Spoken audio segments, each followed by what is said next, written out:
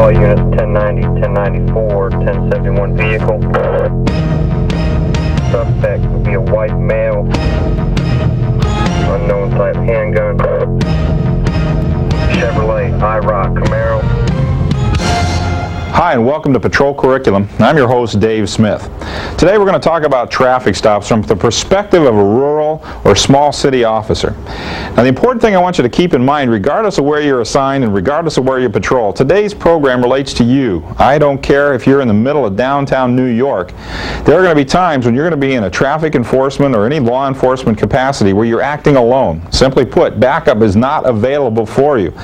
Now those skills that the rural deputy has to use in North Dakota or southern Mississippi or wherever in the United States he or she is alone are the same skills that you're going to have to use when you're out there all alone.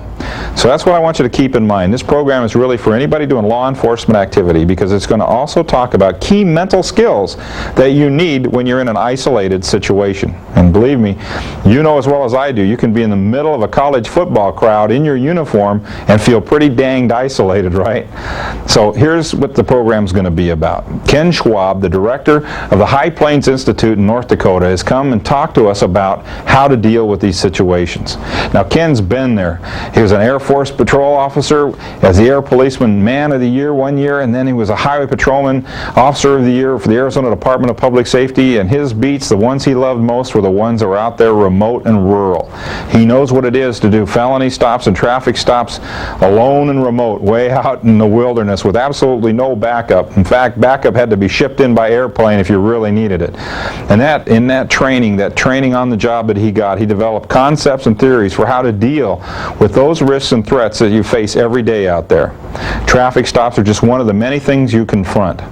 So today he's going to start by showing you several scenarios and having you deal with the issues and understanding how to face traffic stop situations in a remote or rural area.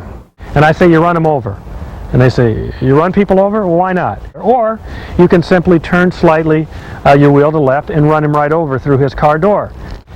That curb can be jumped. You can go over that curb in your car and run down that person. One of the problems we do have is explain to the sergeant why you have a bad guy impaled on the grill of your car. But other than that, it can work. Well, we've come to the end of today's program, and I want to make some key points here before we go. First off, remember that preparation